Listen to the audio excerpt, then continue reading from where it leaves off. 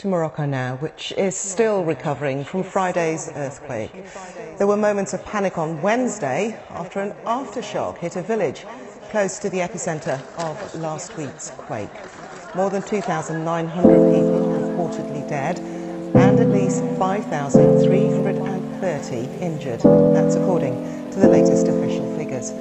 The country has accepted aid from 4 countries, the United Kingdom, Qatar, Spain and the United Arab Emirates.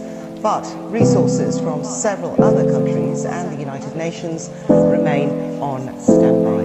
Live now to our BBC Arabic reporter, Etta Shalabi, who's in Marrakesh. Etta, hello there. I wonder if you could just update us on the situation now. Yes, hi. So the situation here in Morocco is still very dire. There are thousands of people who are actually complaining of not still receiving any kind of aid, especially tents, especially in remote villages, in rural mountainous areas, where the problem lies in the access to these areas because of the landslides and the blocked roads that have been actually impeding access to these areas.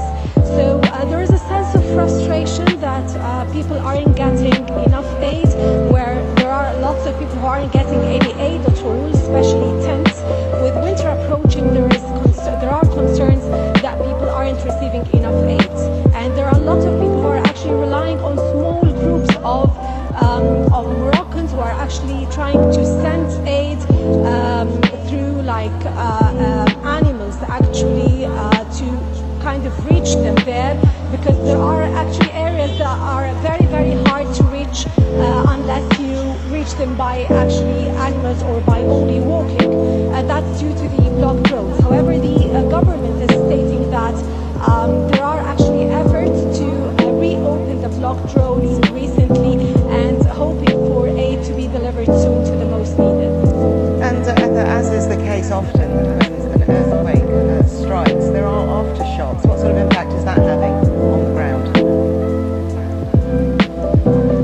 Yeah, the latest aftershock was recorded this morning at 6:50, and it was really felt in the province of Al-Haus and Taroudant, and it was actually felt until Agadir. Actually, people in Agadir felt it, and the aftershock was strong, but it didn't actually have any kind of effect.